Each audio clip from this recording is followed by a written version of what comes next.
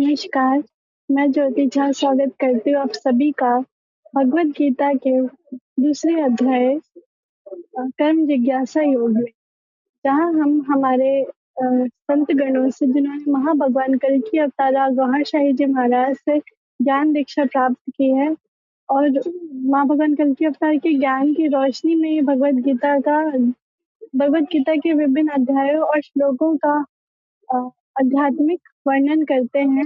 और इस कार्यक्रम में हम सनातन धर्म से जुड़े और भगवद गीता से जुड़े जो आध्यात्मिक रहस्य है उनको भी वो उजागर करते हैं। तो इसी के साथ में हमारे सदगुरु भगवान सूफी मास्टर यूनुस गौहर जी के चरणों में अपना सादर प्रणाम अर्पित करते हैं और महाभगवान कल्कि अवतार के आशीर्वाद से इस कार्यक्रम का शुभारंभ करती हूँ। इस कार्यक्रम की शुरुआत में मैं अपना सबसे पहला प्रश्न स्वामी विश्वानंद जी महाराज से करूंगी। प्रश्न यह है कि यदि आत्मा को देखना, सुनना और समझना भी दुर्लभ है, तो साधक को ऐसा क्या करना चाहिए जिससे वह केवल सुनने तक सीमित ना रहे, बल्कि आत्मा का वास्तविक अनुभव कर सके?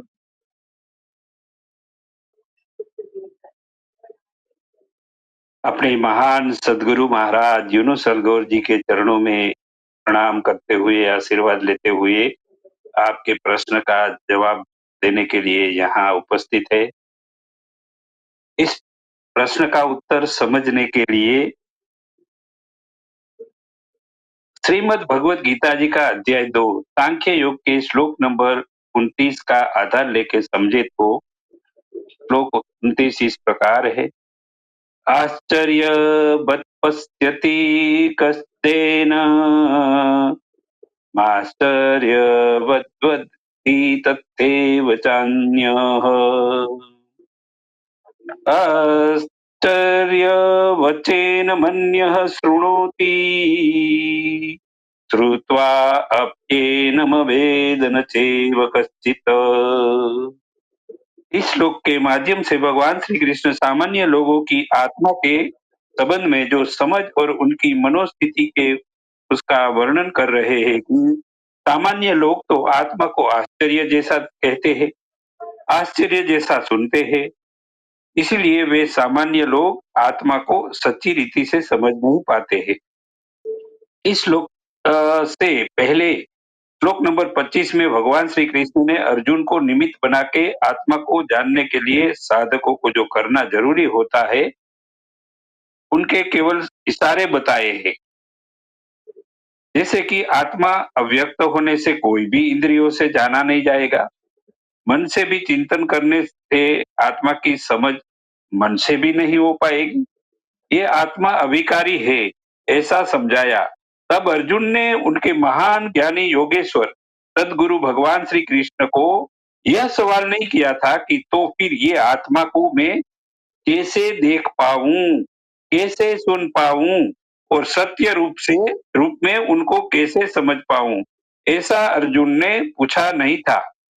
इसलिए भगवान श्री कृष्ण ने वहां आत्मा का स्पष्ट ज्ञान और कोई स्पष्ट विधि समझाई नहीं थी। इसके साथ साथ भगवान श्री कृष्ण को ज्ञान था कि ऐसा आत्मा का सत्य ज्ञान और दर्शन आने वाले कलयुग में कल्कि अवतार समझाएंगे। तो चलते हैं अब कलयुग में अवतरित हुए और कल्कि अवतार इमाम मेहदी मसीहा राज गौहर शाही जी महाराज सारी मानव जात को आत्मा का सच्चा ज्ञान जो समझा रहे हैं, उनकी ज्ञान की रोशनी में हम समझे तो वे समझा रहे हैं कि सब साधकों को सबसे पहले सच्चा और समर्थ ज्ञानी सदगुरु को ढूंढ लेना होता है। अगर साधक वैसा महान सदगुरु प्राप्त कर लेता है तो उनके चरणों का बनने के वे करके उनकी सेवा करके उनकी कृपा दृष्टि को प्राप्त कर लेना होता है। उसके बाद सदगुरु उनके दास को उनकी धर्म की श्रद्धा अनुसार परमात्मा का नाम उनके दिल में नामदान करके स्थापन कर देते हैं।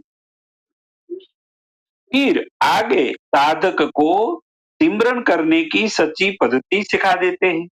जब साधक अपना मन हृदय की धड़कनों में लगाकर उस धड़कनों के साथ परमात्मा का नाम टकराने वाला सिमरन करने लगता है, तब उनके दिल में दिव्य प्रकाश और गर्मी उत्पन्न होने से साधक की आत्मा बेहोशी से जाग जाती है। जाग के उनके दिल में उत्पन्न हुआ दिव्य प्रकाश से आत्मा अपने संग में स्थापन हुआ परमात्मा का चमकीला नाम का दर्शन कर लेता है। जैसे जैसे सिमरन आगे बढ़ेगा, उसके साथ साथ आत्मा को दिव्य प्रकाश का खुराक मिलने से आत्मा आध्यात्मिक शक्तियों से ताकतवर हो जाती है। वे दिव्य प्रकाश खून के साथ बहता बहता नाभि स्थान में स्थित नाभि आत्मा को भी पवित्र कर देता है। वे नाभि आत्मा भी आत्मा का मददगार दोस्त बन जाता है। अब आत्मा में सब प्रकार के विकर्मों और नकारात्मकता की गंदगी नष्ट हो जाने से आत्मा शरीर से बाहर निकलने लायक बन जाता है। तब उनके सदगुरु अपनी रूहानी ताकतवर दृष्टि से साधक की आत्मा को संपूर्ण ब्रह्मांड को पार करा के रूहानी यात्रा के जरिए से परमात्मा के परम धाम में ले जाते। वहां साधक की आत्मा परमात्मा का दर्शन कर लेती है। तब वे परमात्मा का अति सुंदर दर्शन साधक की नजर में अंकित हो जाता है। फिर नजर साधक में अंकित हो जाता है। फिर परमात्मा वैसे साधक की आत्मा को उनके सदगुरु के साथ इसी दुनिया में वापिस भेज देते हैं। ऐसा दिव्य और भव्य अनुभव जब साधक की आत्मा उनके सदगुरु और परमात्मा की कृपा से कर लेता है, उसके बाद साधक अपनी आत्मा से सतत परमात्मा के साथ दिव्य संबंध स्थापित कर लेता है। अब तो परमात्मा की हाजिरी साधक के आत्मा के साथ उनके हृदय में हो जाने से साधक अपनी आत्मा का और परमात्मा का दर्शन हृदय में भी करते हैं और विराट विश्व अविनाशी रूप में भी परमात्मा का वो दर्शन करता रहता है। फिर आगे आत्मा जब चाहे तब हृदय में परमात्मा के साथ बातचीत भी करने लगता है। तब साधक अपनी आत्मा की आवाज और परमात्मा की आवाज भी सुनने लगता है। इस तरह सामान्य लोगों के लिए ये आत्मा समझने के लिए जो दुर्लभ था, वही आत्मा को इस तरह साधक अब संपूर्ण जानने के लिए आत्मा का वास्तविक अनुभव कर लेते हैं। तो अब कल्कि अवतार सारी मानव जात को इस ज्ञान को अच्छी तरह से समझने के लिए अल्ट्रा टीवी यूट्यूब चैनल पे आने का निमंत्रण दे रहे हैं, ताकि सारी मानव जाति आत्मा का संपूर्ण ज्ञान और अनुभव अभी जो बताया इस प्रकार कर सके। जी बहन जी। बहुत बहुत अच्छे से आपने इस प्रश्न का उत्तर दिया। हर एक स्टेप को आपने बहुत ही माँ भगवान कल्कि अवतार के ज्ञान की रोशनी में बहुत अच्छे से एक्सप्लेन किया, जिससे साधक जो है वो परम गति को प्राप्त हो सके। पूरा आपने स्टेप बताया, इसके लिए आपका बहुत बहुत धन्यवाद। अभी बढ़ते अपने अगले प्रयोग जो है स्वामी सच्चिदानंद नाथ जी महाराज से। प्रश्न ये है कि वह धर्म से क्या अभिप्राय और इसके त्याग को अनुचित क्यों माना गया है? सदगुरु भगवान के चरणों में कोटिशः प्रणाम। अभी जैसा स्वामी जी ने बताया कि सदगुरु भगवान इमाम मेहदी कल्कि अवतार उस आत्मा का सत्य ज्ञान करा के इस ब्रह्मांड के पार उस परमात्मा तक ले जाते हैं और ट्रेनिंग दे देते हैं कि वो उसी में रमे। तो स्वधर्म यही है, जीवात्मा का परमात्मा के तरफ अग्रसर होना, यही जीव का स्वधर्म है। और अगर इसे त्याग देता है तो फिर उस परमात्मा का आनंद नहीं पाएगा, उस यात्रा को नहीं कर पाएगा, इसीलिए अनुचित है। वास्तव में जो गीता में इसका वर्णन हुआ है, वहां आत्मा और मोह बीच में फंसे व्यक्तिगत अहंकार की बात है। और उस व्यक्तिगत अहंकार को, उस व्यक्तिगत अहम वृत्ति को सदगुरु भगवान कृष्ण ने उच्च स्तर से लेके निम्न स्तर तक आके समझाने का प्रयास किया।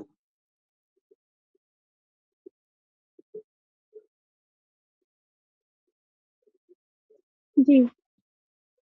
अहंकार वास्तव में उस परमात्मा का है ना, वो उसका गुण है, उसका स्वभाव है, लेकिन व्यक्ति इसे शरीर से जोड़ देता है, इसलिए स्वधर्म भी उसकी नजरों में बदल जाता है।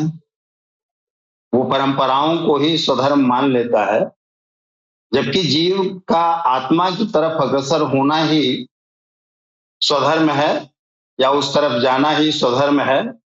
इसने कहा कि स्वधर्मे निधनम श्रेयः परधर्मो भयावह।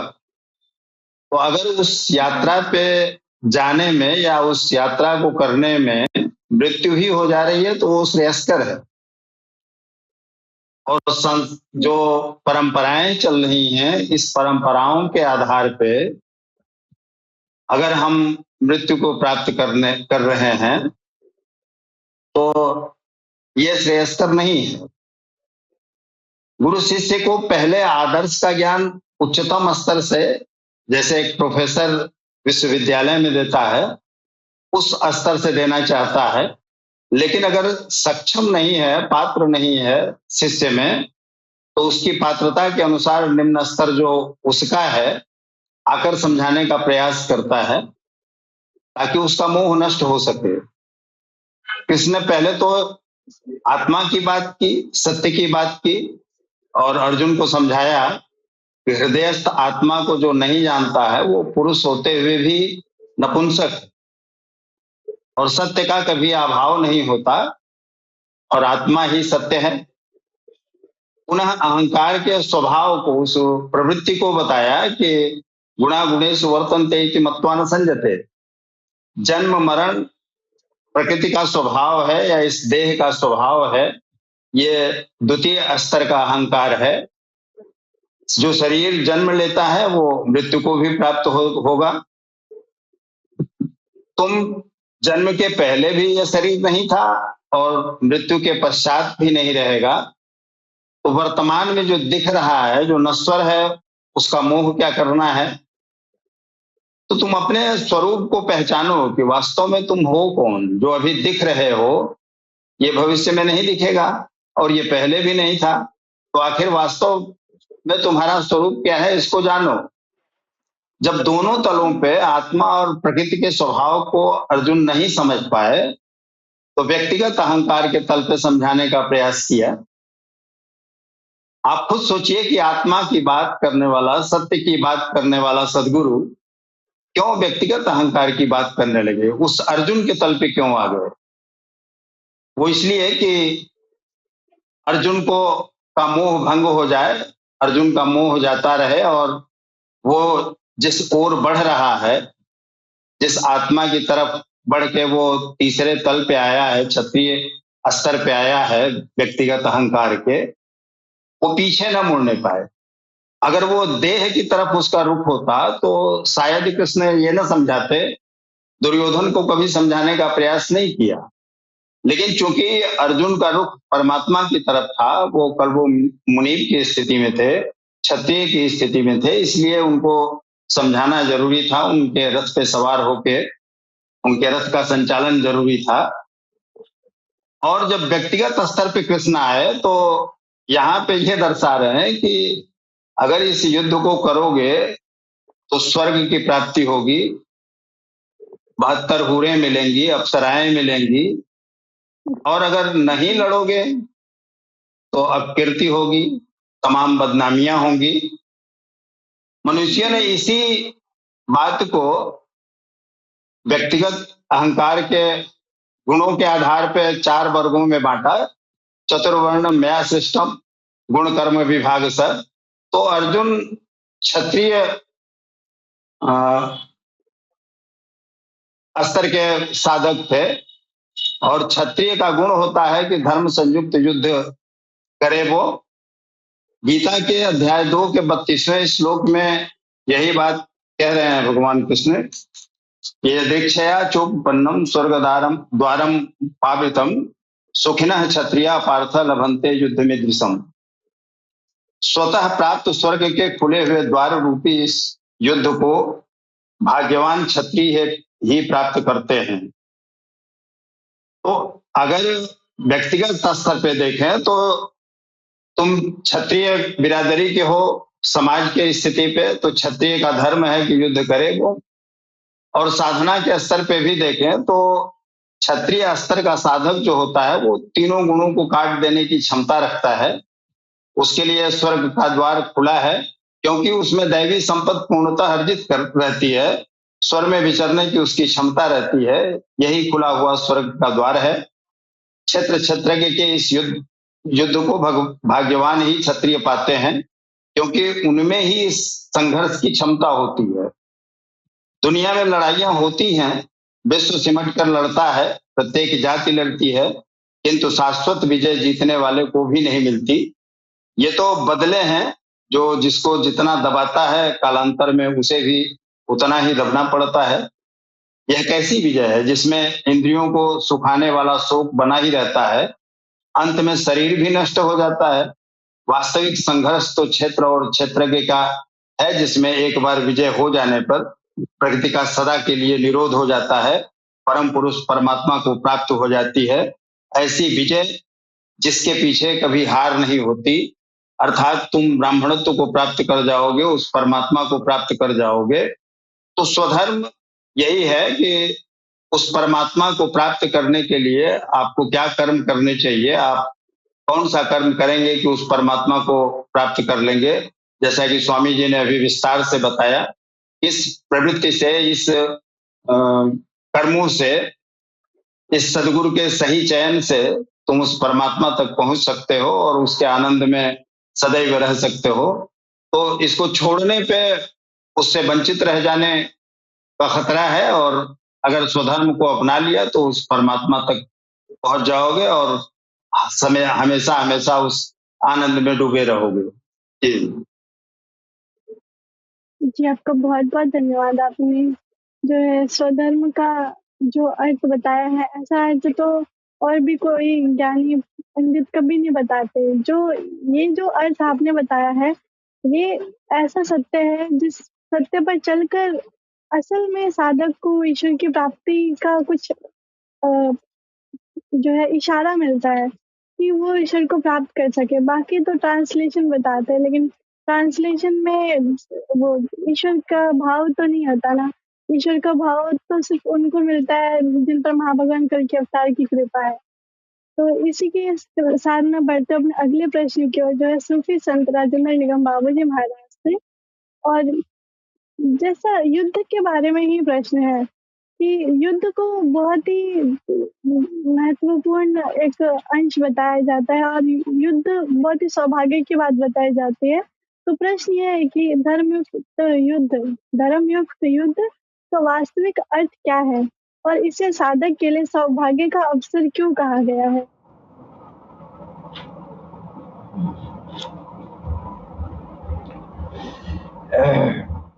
जी बहन, सबसे पहले हम अपने भगवान सदगुरु को चरण कमलों में नमन करते हुए इस पैनल में उपस्थित हमारे दिव्य संतों को मैं सर नवाकर प्रणाम करता हूँ। तत्पश्चात हमारी छोटी बहन ज्योति दीदी को भी मैं स्नेह समर्पित करता हूँ। बहन ने बहुत अच्छा सवाल किया है कि धर्म युक्त युद्ध की बात कर रही है। धर्म युक्त युद्ध का वास्तविक मतलब क्या होता है? धर्म युद्ध तो गीता में तमाम सारे टीकाकार जो है धर्म युद्ध की बात लोगों ने किया है, और जो सवाल बहन ने किया है वो धर्म युद्ध का टर्मिनोलॉजी न इस्तेमाल करके आप कह रही हैं धर्म युक्त युद्ध। तो ये धर्म युद्ध और धर्म युक्त युद्ध में यह जो है थोड़ा सा अंतर है। और गीता के रोशनी में तो धर्म युक्त युद्ध की बात तो सबने सुनी होगी, लेकिन इसी गीता को इसकी पराकाष्ठा तक पहुंचा रहे हैं सरकार गौहर शाही।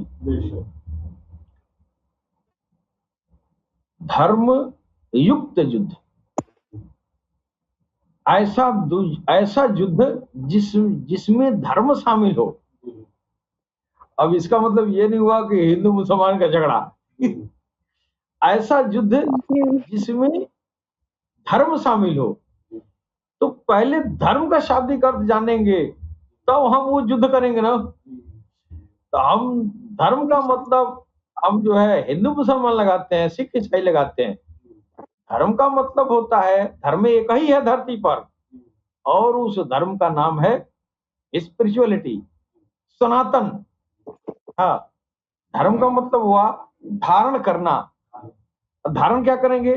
धारण अच्छा चीज धारण करेंगे ना, अच्छे गुण को धारण करेंगे। तो अच्छा गुण भगवत गुण के अलावा कोई अच्छा गुण हो ही नहीं सकता दुनिया में।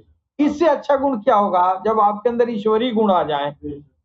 तो ईश्वरीय गुण धारण करने को यह जो है ये धर्म कहते हैं। ईश्वरीय गुण धारण करने वाले जो इस रास्ते पर ईश्वरीय गुण को धारण करने के लिए जो रास्ता आप चलते हैं वो रास्ता धर्म का है। हाँ, ये धर्म है। हाँ, वही धार्मिक है, नहीं नहीं। धर्म का जो वास्तविक एडॉप्टेशन होता है, तो एडॉप्ट आप करेंगे अपने शरीर पर, अपने दिलो दिमाग पर, अपने हवास पर। आप क्या एडॉप्ट करेंगे? अच्छी चीजें, और अच्छी चीजों में अच्छी, और अच्छों में अच्छा क्या है? ईश्वरीय गुण है ना। इसको जो एडॉप्ट करेगा वो धार्मिक, वो धर्म को धारण किया है, धर्म को पकड़ा है। अब इसको धारण करने के लिए यह जो है धर्म युक्त युद्ध इसको कहेंगे। इसको धारण करना ही धर्म युक्त युद्ध है। अब भगवान के, ईश्वर के गुणों को आप धारण कैसे करेंगे? एक सदगुरु होगा, वो सदगुरु आपके हृदय में भगवत नाम को उतारेगा। जब उतर गया फिर आप जो है धर्म युद्ध में आप समा गए। जब तक उतरा नहीं तो आपका जो युद्ध है धर्म युक्त नहीं है। हाँ, धर्म युक्त नहीं है। धर्म तब मिला जब गुरु मिला ना। गुरु नहीं मिला तो आपको धर्म ही नहीं मिला। भले आप हिंदू मुसलमान कुछ भी पैदा हो जाएं, पैदा होना अलग बात है, चलना अलग बात है? मुसलमान के घर काफी नहीं होते हैं, होते ही है ना। तो वो मुसलमान के घर पैदा हो जाने से धार्मिक थोड़ी हो गया, हिंदू के घर पैदा हो जाने से धार्मिक थोड़ी हुआ। धर्म तब आया जब भगवान के नाम का ये जो है आपके अंदर उसका संस्कार उतर गया। अब आप सो रहे हैं, उठ रहे हैं, बैठ रहे हैं, चल रहे हैं, फिर रहे हैं, लोग बाग, खाना पीना, देश दुनिया, बीवी बच्चों की सेवा कर रहे हैं, देश की सेवा कर रहे हैं, और राम राम हो रही है, भजन हो रही है, आराधना हो रही है। अब आप धार्मिक है। अगर राम राम हो रही है तो राम वाली जो खेमा है वो हिंदू कहलाती है ना, तो तू हिंदू धार्मिक है। अगर तेरे दिल में अल्लाह अल्लाह हो रही है तो मुसलमान का धार्मिक है। अगर ये नहीं है तो फिर तू हिंदू या मुसलमान में पैदा होकर भी तो कुछ नहीं है। ये आएगा तो हम धार्मिक होंगे। और इसको आने के लिए, धर्म को आने के लिए, यानी सनातन को आने के लिए, सनातन क्या है? जिसका आदि और अंत ना हो, इन्फिनिटिव। तो भगवान के अलावा कोई इन्फिनिटिव है नहीं। तो ये इन्फिनिटिव से हम जुड़ गए तो ना हम धार्मिक हुए, तो ना हम धर्म पे चले, तो ना हम जो है धर्म को धारण किए। यानी धर्म को धारण करने का मतलब भगवान को धारण करना सीधे शब्दों में। तो भगवान को एक बार तो धारण करेंगे नहीं, उसकी प्रोसेस है। कोई गुरु मिलेगा, वो गुरु तेरी सांसों में भगवान के नाम को उतारेगा ना, सांसों से कहेगा तू इस पर रिवीजन करो, इस पर तुम अपना अभ्यास करो। ये अभ्यास करते करते ये सांसों से जो है तेरे मन में जाएगा, मन से तेरे ये जो है हृदय में जाएगा ना। जब हृदय में चला गया, जब तू सो रहा है और राम राम हो रही है, तो धार्मिक हुए, धर्मनिष्ठ हुए। चल रहे हैं तो धार्मिक, आ गया तो धर्मनिष्ठ न। उसी तरह मुसलमान है, अल्लाह अल्लाह मुंह से कर रहा है, मुंह से कलमा पढ़ रहा है, तब तक तो वो मुसलमान है। और वो कलमे का नूर दिल में उतरा, दिल भी अल्लाह अल्लाह करना शुरू कर दिया, वो मोमिन हो गया ना। तो वो मोमिन और वही चीज इधर धर्मनिष्ठ होता है। वो दीन है, ये धर्म है, यही धर्म उसमें समाया है। यानी इस्लाम के अर्क में जो चीज है, इस्लाम का जो अर्क है, वो असल में सनातन है और उसी को धर्म कहते हैं। और उसको जो है आप अरबी भाषा में उसको तसव्वुफ कहते हैं, रूहानियत कहते हैं। उसी को नहीं अडॉप्ट करना है, वही सनातन है। तो आप वेशभूषा आपका कुछ भी हो, ओरिजिनलिटी से आपका रूह है ना, उससे मतलब है ना। अगर आपकी रूह अल्लाह अल्लाह कर रही है तो फिर आप असल धर्मनिष्ठ है। अगर आप जुबान से दाढ़ी बढ़ा लिए, टोपी पहन लिए और नमाज पढ़ लिए, तो इससे आप धर्मनिष्ठ नहीं है, धार्मिक भले हो सकते हैं। और आज इस संसार में सिर्फ धार्मिक लोगों की भरमार है, धर्मनिष्ठ नहीं है। जब धर्मनिष्ठ हो जाएंगे तो धर्मनिष्ठ भगवान का सखा होता है। हाँ, वो अल्लाह का बंदा होता है, अल्लाह का दोस्त होता है। जो अल्लाह का दोस्त होता है वो सबसे मोहब्बत करता है ना। वो जानता है कि हिंदू भी अल्लाह की मखलूक है, मुसलमान भी अल्लाह के मखलूक है, सिख भी अल्लाह के मखलूक है। तो अल्लाह उसके अंदर आ गया, अल्लाह से जुड़ गया, तो अब वो अल्लाह, कुछ तो अल्लाह हो जाते हैं। अब ये तिफले नूरी वाले क्या है, अल्लाह ही है चलता फिरता है। अल्लाह के रसूल ने कहा जिसने मुझे देखा उनसे अल्लाह को देखा, वो अल्लाह ही हो गया। जो अल्लाह हो गया वो तो सबसे मोहब्बत करेगा ना। इसलिए कि अल्लाह की फितरत है, अपने मखलूक से 70 माओं से भी ज्यादा प्यार करता है, तो अपने मखलूक से प्यार करेगा। अब आप मुसलमान ठहरे या हिंदू ठहरे, आपके अंदर वो अल्लाह आ गया, वो राम आ गया, आके बैठा हुआ है, तो मुसलमान को भी कहेगा नहीं ये तो मेरी ही मखलूक है, ये तो मेरी मखलूक है। तो जितना प्यार उससे करेगा उतना ही प्यार उससे भी करेगा ना। जिसके अंदर आया है वो सबसे प्यार करेगा। फिर अल्लाह के वली जो होते हैं, अल्लाह के दोस्त होते हैं, उसके सामने हिंदू मुसलमान सिख ईसाई नहीं होता है, वो सबका दोस्त है। और हमारे सनातन धर्म में जो भगवान का सखा होता है, जो भगवान का सखा है, मित्र है, दोस्ती में चला गया है, अब उसका जुबान बन गया है, ये जो भगवान का, ये जो उसका जुबान भगवान के जुबान बन गया है, अब वो भगवान का सखा हो गया ना। अब वो भगवान का सखा जो है कभी किसी से ये नफरत नहीं करेगा, कभी किसी से मतभेद नहीं रखेगा। क्यों? उसकी नजर में सब उसी की मखलूक है, सब उसी की कृति है, एक ही प्रभु की कृति है। अगर भगवान कृष्ण यहाँ आ जाए तो क्या मुसलमानों को जो है दाग देंगे? नहीं दागेंगे, इसलिए कि वो जानते हैं कि ये तो मेरा ही है, ये मेरा ही है। भले स्वरूप कुछ और मानता है, और जिस जिस्म के स्वरूप पकड़ के इस जमीन पर आया वो भगवान कृष्ण रहे, वो मोहम्मद रसूलुल्लाह रहे।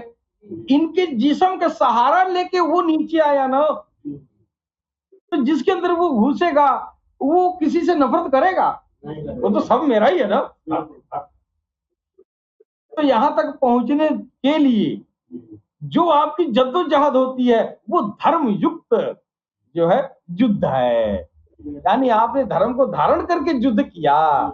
धर्म क्या है? आपके दिल में भगवत नाम का आना, और आप हिंदू हैं तो इधर राम राम को होना, ये मुसलमान है तो अल्लाह अल्लाह होना। अब आपकी धर्म युक्त युद्ध शुरू है। इसी अल्लाह अल्लाह और राम राम से आपकी जो दैवी संपद होगा उसकी वृद्धि होगी, आसुरी संपद का नाश होगा। तेरे अंदर ईश्वरी गुण आ जाएंगे, तू एक दिन ईश्वरमय हो गया। जब ईश्वरमय हो गया तो इस धर्म युक्त युद्ध में तुम्हारी विजय हो गई। बहन ने यही सवाल किया है, धर्म युक्त युद्ध का वास्तविक अर्थ, यही धर्म युक्त युद्ध अंदर है। धर्म को धारण करो, धर्म का मतलब अच्छे गुण। अच्छा गुण भगवान के अलावा किसी का ही नहीं है। भगवान के गुण को धारण करना ये धर्म है। और जब वो धर्म आपने धारण किया तो जब धर्म तभी आया जब भगवान आपके अंदर आया। तो भगवान पहले नहीं आता है, भगवान का नाम आता है फिर भगवान आता है ना। नाम पहले इसलिए डालता है कि इस नाम से तेरी सफाई होगी, काम क्रोध लोभ मोह मद मत्सर अत्याचार विचार को विचार ये साफ दाफ हो जाएगा, तब तेरा दिल चमक दमक जाएगा, फिर वो चमकता हुआ ईश्वर तेरे अंदर प्रवेश करेगा, है ही नहीं। अब तू राममय हो गया, शिवोहम हो गया, अहम ब्रह्मास्मि हो गया है, फिर तू अल्लाह वाला हो गया। और जिस अल्लाह वाले के जुबान से अल्लाह बोलता है, उसके हाथ से अल्लाह पकड़ता है, वो अल्लाह ही है ना।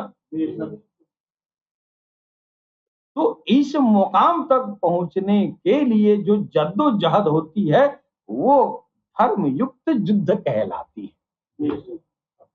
जी दीदी, बहन जी, ज्यादा टाइम ले लिया आपका, नहीं कोई बात नहीं।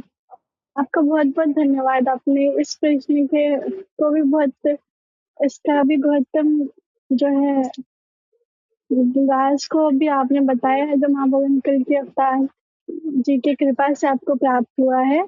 इसी क्रम में हम बढ़ते हैं अगले प्रश्न की ओर, जो है स्वामी विश्वानंद जी महाराज से। प्रश्न यह है कि स्वधर्म का पालन न करने पर पाप और अपकीर्ति की प्राप्ति क्यों होती है और इसका व्यक्ति के जीवन पर क्या प्रभाव पड़ता है? जी सर। जी बहन जी, इस प्रश्न का उत्तर समझने के लिए श्रीमद् भगवत गीता का अध्याय 2 सांख्य योग के श्लोक नंबर 33 का आधार लेके समझे तो श्लोक 33 इस प्रकार है। अथ चेत तत्वमीं धर्म्यं संग्रामं न करिष्यसि ततः स्वधर्मं कीर्तिं च हित्वा पापं वाप्स्यसि। इस श्लोक के माध्यम से भगवान श्री कृष्ण अर्जुन को निमित्त बनाकर सारी इंसानियत को समझा रहे हैं कि कोई भी इंसान उनकी लायकात के अनुसार धर्मयुक्त कर्म समय पर नहीं करता है तो वैसा इंसान अपना स्वधर्म और मिलने वाली कीर्ति को त्याग कर पाप और अपकीर्ति को प्राप्त करता है। बहन जी ने जो प्रश्न पूछा है उसका जवाब भगवान श्री कृष्ण ने तो संक्षेप में ऊपर मुजब बता दिया है। अब ज्यादा स्पष्ट रूप से इस प्रश्न का जवाब कल की अवतार की ज्ञान की रोशनी में समझे तो हर एक मनुष्य आत्माओं ने योमे अजल में अपना अपना जीवन का लक्ष्य और लक्ष्यों को पूर्ण करने के लिए करने वाला जरूरी कार्यों को पसंद कर लिया था। उसी समय परमात्मा ने उन आत्माओं में जरूरी शक्तियां और ज्ञान अर्पण कर दिया होता है, लेकिन उनको ये आत्माओं को बेसुध करके कल्प में बंद कर देने के बाद इस दुनिया में भेजा जाता है। जब सब मनुष्य आत्माएं इस दुनिया में आके जन्म लेती है तब वे अपने लक्ष्यों को पूर्ण करने के लिए जरूरी कार्यों को करना उनको होता है। वे सब वो बेसुध होने से भूल गए होते।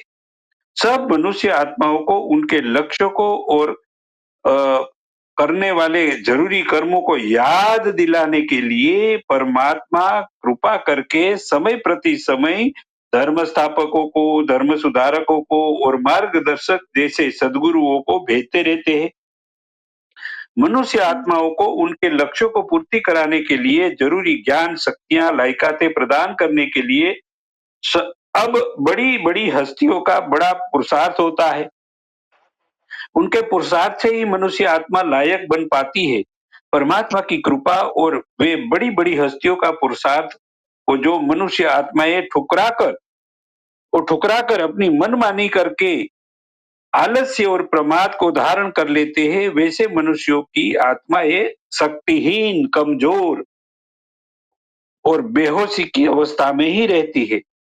ऐसे मनुष्य के शरीर में स्थित असुर, दानव, नफ्स जो नाभि स्थान में एक परीक्षक के रूप में बैठा होता है, वे अपने नकारात्मक भावों से कमजोर मनुष्यों की जीवात्मा से बुरे और नकारात्मक कार्यों कराते रहता है।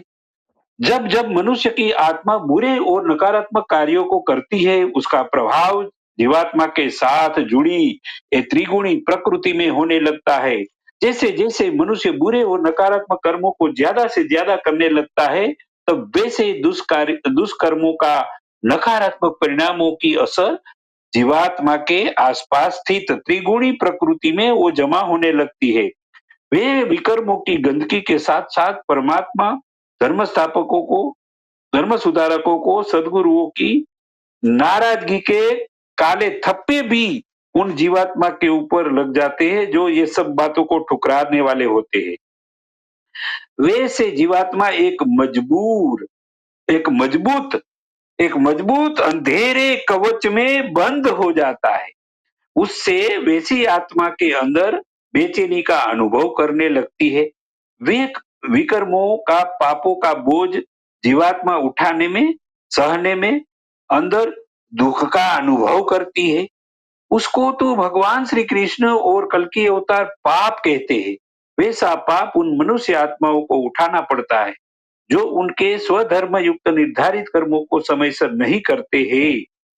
इस संसार में सब मनुष्य को अपने कर्मों को करना ही पड़ता है।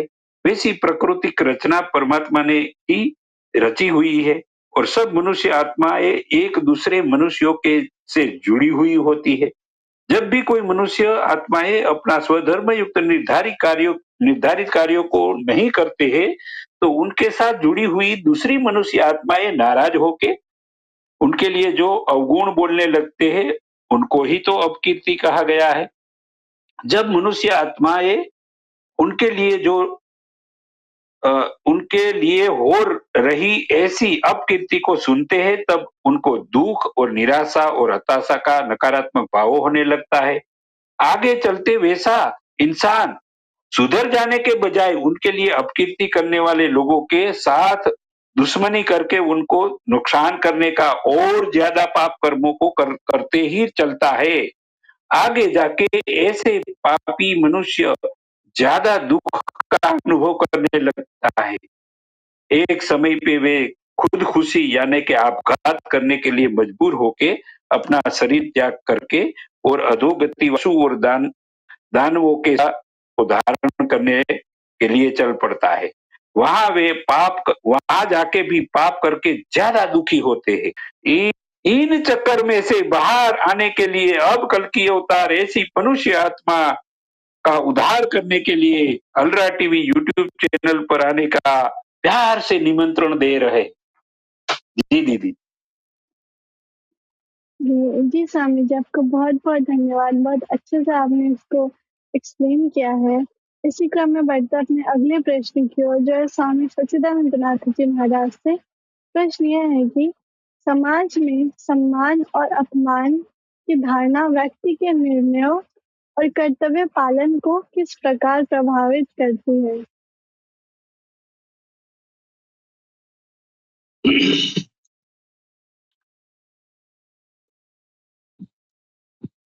भगवान कृष्ण अर्जुन के इसी भय के द्वारा कर्तव्य पथ पे चलने की प्रेरणा दे रहे थे कि अगर इस पे नहीं चलोगे, जो तुम्हारा स्वधर्म है, जो तुम्हारा कर्म है, जो भगवत प्राप्ति का रास्ता है, उस पर नहीं चलोगे तो तुम्हारा अपमान होगा। जो तुम्हारे पार्षद हैं, जो तमाम राजा हैं, वो तुम्हारी निंदा करेंगे कि अपने आप को क्षत्रिय बनता है, बहुत बड़ा योद्धा बनता है, बहुत बड़ा साधक बनता है, लेकिन इस स्वकर्म से, इस स्वधर्म से घबरा रहा है, डर रहा है, इसको छोड़ के भाग रहा है उस मोह की तरफ, जिस मोह से छुटकारा पाके यहाँ तक कल्वे मुनीर की स्थिति तक आया है, क्षत्रिय धर्म तक, वर्ण तक पहुंचा है।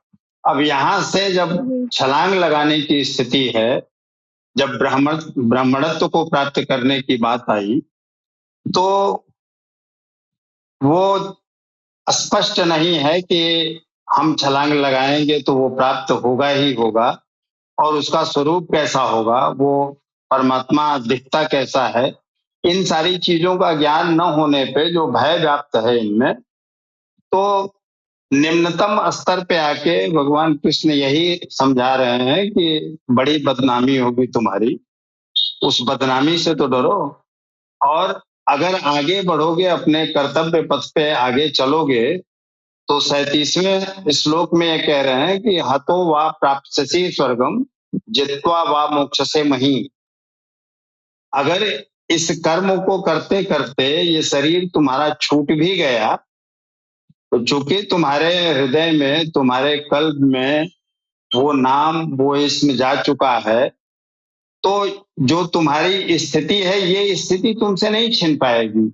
और ये स्थिति अगर रहेगी तो वहां जिसका कल्ब सलामत है, जिसका दिल निर्मल है, उसको तो छुटकारा मिल ही जाता है, और उसे छुटकारा भी मिलेगा और स्वर्ग भी मिलेगा। तो स्वर्ग के सारे सुखों को तुम भोगना, क्योंकि अगर हम माने कि केवल अपमान और पृथ्वी के भोग के वजह से अर्जुन केवल युद्ध से डर रहे थे, तो अर्जुन पहले ही कह चुके थे कि अगर त्रैलोक्य के साम्राज्य और देवताओं के स्वामीपन अर्थात इंद्र पद भी प्राप्त हो जाए, तो भी मैं ये युद्ध नहीं करना चाहता, क्योंकि उधर अज्ञानता है। अब हमको भय लग रहा है कि क्या मिलेगा क्या नहीं मिलेगा, तो इससे कुछ ऊंचा पाना चाहते थे ना। तो जो महिम की स्थिति है, वो महिम मतलब सबसे ऊंचा पद, वो ब्रह्म पद, उस परमात्मा में एकाकार का पद। तो भगवान कृष्ण यही बता रहे हैं कि अगर तुम्हारा शरीर इस युद्ध करते करते छूट भी गया, तुम मर भी गए, तुम्हारा वस्त्र का स्थानांतरण हो गया, बदल दिया गया, तो उस स्वर्ग को प्राप्त करोगे। और अगर जीत लिया तो उस परमपिता परमात्मा में तुम्हारा एकाकार हो जाएगा, उससे साक्षात्कार हो जाएगा। तो महिम की स्थिति यही है। तो उनको प्रेरित कर रहे हैं कि केवल एक स्टेप और आगे बढ़ना है, इंद्रियों पे तुम्हारा नियंत्रण हो चुका है, तुमने केवल अपना व्यक्तिगत अहंकार, केवल मोह के वजह से पाले पड़े हो, तो इस अहंकार को जो उस परमात्मा का है सौंप दो, और इस युद्ध को करो निर्भीक होके, ताकि उस ब्रह्म पद को पा जाओ, उस ब्रह्मत्व को, ब्राह्मणत्व को प्राप्त कर लो। और वो प्राप्त करना ही सबसे महानतम लक्ष्य है तुम्हारा, या किसी भी जीव का यही परम लक्ष्य होता है कि तुम परमात्मा को प्राप्त कर लो, उस आत्मा को जान लो, वो कौन है, कैसा है। और जब जान जाओगे तो उसी का स्वरूप बन जाओगे तुम, उसमें और तुम में कोई अंतर नहीं रह जाएगा। तो अपमान और लालच, ये दोनों वृत्तियां देके तर्कों के तीसरे स्तर पे आके भगवान कृष्ण अर्जुन को प्रेरित करने का प्रयास कर रहे हैं कि तुम इस युद्ध को करो, इस साधना को करो, इस संघर्ष को करो, जिससे ब्राह्मणत्व को प्राप्त हो या कल्वे शहीद की स्थिति को प्राप्त हो, और उस परमात्मा को प्राप्त कर लो। जी जी जी हाँ स्वामी जी, आपका बहुत बहुत धन्यवाद। तो इसी क्रम में बढ़ते हम अपने अगले प्रश्न की ओर। समय भी बहुत सीमित है। प्रश्न यह है कि जीतने पर महिमा और मरने पर स्वर्ग, इस कथन का सामान्य एवं व्यवहारिक अर्थ क्या है?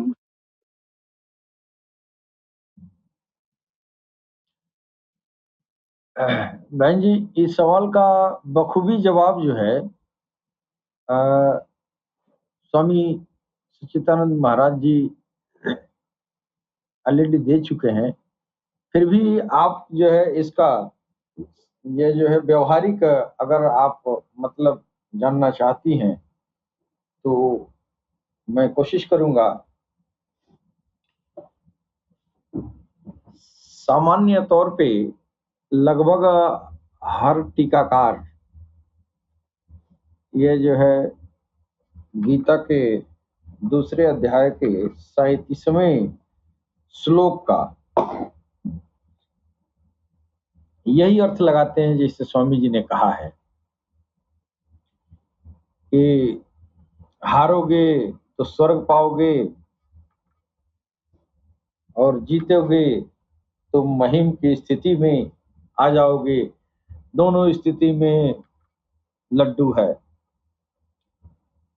ये ऐसा युद्ध है, ऐसा धर्म युद्ध है। इस युद्ध में जो है हार भी जाना जीत की तरह है। तो इसका एक सामान्य अर्थ जो है जो लोग लगाते हैं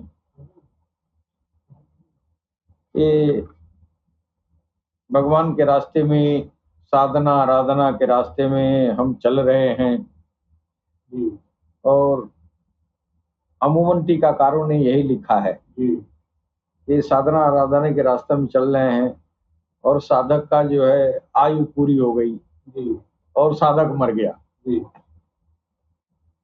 साधक मर गया तो वो चूंकि जो भगवत मार्ग का मुसाफिर है तो इसलिए उसको गनीमत ये होती है कि वो स्वर्ग में दाखिल हो गया, उसको स्वर्ग मिलेगा। वो पहुंच रहा था, पहुंचने वाला था, या रास्ते में ही उसकी आयु पूरी हो गई और वो चला गया। तो लोगों ने कहा ये हार नहीं है, ये भी जो है जीत है। और हार जो बात बीच में प्राण को त्याग देना, मर जाना, शरीर को छोड़ देना, यहाँ हार कहा गया है। हालांकि ये उचित नहीं है, इसको हार कहाँ कहा जाएगा। हार शब्द का प्रयोग किया गया, हार गए तो भी बल्ले बल्ले, जीत गए तो बने बल्ले बल्ले आइए। वो हारना नहीं है, हारना नहीं है। वो हारना जो बात कही गई है वो हारना मरने से ताल्लुक नहीं है, मरने से संबंध नहीं है। इसे टीकाकारों ने लिखा कि इस धर्म युद्ध में, इस साधना आराधना के योग के क्षेत्र में आप जीते रहे और आपकी आयु पूरी हो गई, आप मर गए तो ये हार है। ये हार नहीं है, मैं मेरी अपनी है। जो भगवान हार कह रहे हैं वो ये कह रहे हैं कि तेरे अंदर तू भगवान को अपने हृदय में उतारने की कोशिश किया। अब वो भगवान का तो डायरेक्ट तो भगवान उतरेगा नहीं, इसलिए कि भगवान तो चमकीला है, अत्यंत अत्यंत पवित्र जाति है और उस जात को आप अंगीकार कर रहे हैं और उसका कुर्सी जो है आपका, उसका मंदिर आपका हृदय है, उसका वो आपका हृदय असल काबा है और हिंदू का वो काशी है। तो उस काशी में जिसमें भगवान को आना है, उस काशी को साफ करना है ना, और वो काशी साफ तभी होगी जब भगवान चाहेगा। जब तक आपके दिल में भगवत नाम उतरेगा नहीं, सफाई होगी नहीं। तो जो कहा गया है, जो टीकाकारों ने लिखा है कि जीत गए तो बल्ले बल्ले, हार गए तो भी बल्ले बल्ले, और हार का मतलब मर जाना। स्वामी जी हमारे वरिष्ठ लोग बैठे हुए हैं और मैं एक नई बात कह रहा हूं, इस पर अगर कोई आपको टिप्पणी होगा तो बाद में कहिएगा। जो टीकाकारों में मर जाने की बात कही है वो मर जाना नहीं है, वो हार का मतलब मरना नहीं है। हार का मतलब वो है कि आपने भगवत नाम को हृदय में उतारना चाहा, यानी आपकी जिक्र तो लिया, उतरा नहीं, इसलिए हार गए। वो हार गए। और जब जिक्र उतर गया, आपके हृदय में अखंड संकीर्तन जारी हो गया, तब तो बल्ले बल्ले आपको तो मंजिले मकसूद पहुंचा ही के रुकेगा ये गाड़ी। दिल की धड़कने आपके राम राम ये अल्लाह अल्लाह करना शुरू कर दी, तो फिर ये विलायत है, वलायत है, भगवान की दोस्ती है। अब दोस्ती का मतलब क्या हुआ? रजामंदी। तो अल्लाह और भगवान ने चाहा तो तेरे दिल ने राम राम या अल्लाह अल्लाह किया ना, तो ये चाहत एक दूसरे की हुई, यही तो दोस्ती है। तो ये वलायत है इस्लाम में। और हमारे हिंदू में सखावत है कि राम का नाम हृदय में उतर जाए, अल्लाह का नाम दिल में उतर जाए, ये विलायत है, ये सखावत है। बात तो एक ही है कि नहीं? तो आपने अगर हृदय का सिमरन लिया और आपके हृदय में नहीं उतरा, ठीक है, लेकिन उतरा नहीं इसलिए कि भगवान ने आपको सखा बनाने से राजी नहीं हुआ, फिर आपके हृदय उसके नाम से जारी नहीं हुआ। तो ये उस हार को कहा गया है। ये हार है दोस्ती का हाथ बढ़ाए, लेकिन इस दोस्ती में हार हो गई। अच्छा, हार हो गई तो मैं बर्बाद नहीं हुआ। हार हो गई तो बर्बाद नहीं है। उसको ये खबर है, अच्छा चलो मन मार के चल तो रहा है, मैं उसकी सखावत को स्वीकार नहीं किया, फिर भी लगा हुआ है ना, लगा रह गया, तो उसको गुरु अपने उसके प्रभु को मना देता है। लगा रहेगा तब ना, भाग जाएगा तो गुरु कहेगा ससुरा भाग गया, लेकिन लगा रहा। गुरु महाराज से कहा कि गुरु महाराज अब ये भगवान मान नहीं रहे हैं, अपने दोस्ती के लिए, अपने सखी सखा बनाने के लिए मान नहीं रहे हैं। तो उस समय गुरु की अहम भूमिका होती है। तब गुरु कहता है मेरे बिहाफ पर, मेरी वजह से उसके सखा नहीं है, मेरे तो है। आप मेरी बात मानेंगे ना, फिर वो सखावत में मजबूर होगा। कौन? भगवान। कि ये जो गुरु इसका है, ये तो मेरा दोस्त है, ये भले ना है। तो एक दोस्त की बात एक दोस्त मानेगा ना, है? तो वो तो मानना ही है। तो ये हार भी गया, भगवान ने इनकार भी कर दिया, अच्छा नहीं इसको दोस्ती नहीं कराएंगे, दोस्ती नहीं रखेंगे।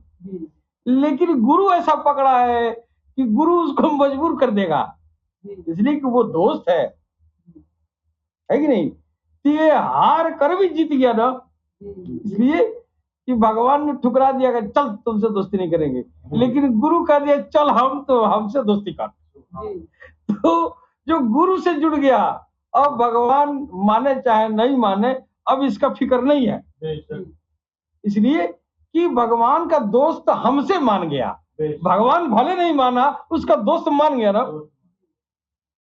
तो ये हार है, वहां हार गए, है कि नहीं? और हार में भी जीत क्या है? गुरु हमारा राजी है, तो आप तो राजी हो ही जाएगी, आज नहीं कल कर ही देगा, है कि नहीं? तो मंजिले मकसूद हमको भी मिलनी है, इसलिए मेरा गुरु राजी है। आप भले राजी न हो मेरे पापों को देख के, लेकिन हमने गुरु गौहरशाही पकड़ा है कि हमारे पापों को नहीं देखता है, ये देखता है तू इंसान है ना, तेरे अंदर दिल है ना, आजा मैं तेरे रब से जुड़ूंगा। तेरी बात नहीं मानेगा, हमसे दोस्ती है, यानी सरकार गौहरशाही कह रहे हैं कि हमसे तुम्हारे भगवान की दोस्ती है ना, मैं मना लूंगा। तो वो तुमसे न माना तो तेरी हार हुई। अगर गुरु बना लिया तो फिर हार के भी जीत गए। तो बहन जी, ये टीका जो लिखी गई है, ये इसको जो है बेहतरीन, इसको अगर तशरीह किया जाए तो इसमें बहुत हीरे मोती गीता में से निकलेंगे। लेकिन आंख बंद करके जो ही लिख दिया, हम उसी को पढ़ते चले जाते हैं, और उस पर जो है उसकी तशरीह आएगी कब? जब गौहरशाही जैसा गुरु मिलेगा, तभी नहीं हिकमत बताएगा। वरना तो हम यही समझेंगे कि साधना करते करते मर गए तो हार गए, यही नहीं समझेंगे। लेकिन जब जिसका जिसका गुरु गौहरशाही हो जाए वो तो इस हक को जान ही जाएगा ना। हम जानते हैं भगवान से हमारा कोई पटरी नहीं है, कोई लेना देना नहीं है। भाई हम भगवान के लिए क्या किए हैं? कुछ नहीं किए हैं। लेकिन गौहरशाही इस दुनिया में विचरते हुए पा गए, तो मैंने पकड़ लिया गौहरशाही को। कहा आप भगवान हमसे खुश हो गए चाहे नाराज हो गए, आप राजी हो जाए, आप मान जाए प्रभु। आप मानेंगे तो वो मानिए जाएंगे, इसलिए कि आपने तो मनाया है ना, ऑलरेडी मनाया है ना, तो हमसे नहीं माने तो आपसे तो माने ही जाएंगे। तो मेरी बात बन गई है, मेरी बात बन गई तेरी बात करते करते। तो ये वो इसका तर्जुमा है। इस मरने का मतलब ये है। इस हार का मतलब ये है, मेरी बात बन गई तेरी बात करते करते। जी बहन, बहुत बहुत डिटेल्ड और बहुत ही अच्छा आपने इस प्रश्न को एक्सप्लेन किया। उतना अच्छा ये प्रश्न भी नहीं था जितना अच्छा आपने इसका उत्तर दिया है। तो इससे मैं आशा करती हूँ कि हमारे व्यूअर्स को भी बहुत आनंद आया होगा, मुझे खुद भी बहुत आनंद आया। वही आपके बात से एक हरका बाई हैं जो सूफी ही है, उनका ही एक उन्होंने भजन भी लिखा था, राम तजु पे गुरु ना बिसारू, राम तजु पे गुरु ना बिसारू, गुरु के सम हरि को न निहारू। यानी राम को मैं छोड़ दूं लेकिन गुरु को नहीं भूल सकते, और गुरु के सामने हरि याद ही नहीं रहते, इस तरह की बात है। तो जो हमें मिले, जिन्होंने हमें जिन्होंने हमें तारा, जिन्होंने हमें हमारा भरम मिटाया और हमें पवित्र किया, हमारे लिए वही सब कुछ है। और वही जो बात आपने की, मेरी बात बन गई तेरी बात करते करते, तो बेशक ये हक है। जिसने भी महाभगवान कल के अवतार का नाम सच्चे दिल से एक बार भी लिया है ना, उसको सरकार ने निभाया है। लिया भी नहीं, मैंने सोचा भी हो, तो उसको सरकार ने निभाया है। और ऐसा निभाया है कि भले उसने सरकार को तकलीफ भी पहुंचाई हो, लेकिन फिर भी सरकार ने उनको छोड़ा नहीं और अंत तक उनको निभाया। तो आज के लिए इतना ही, फिर मिलते हैं अगले शनिवार को भगवत गीता से। हम और भी महाभगवान कृष्ण की ज्ञान की रोशनी में इसको समझेंगे और भी बहुत सारे पॉइंट्स को डिस्कस करेंगे। तब तक के लिए आप सभी का बहुत बहुत धन्यवाद। जय गौहर शाही, जय श्री कृष्ण।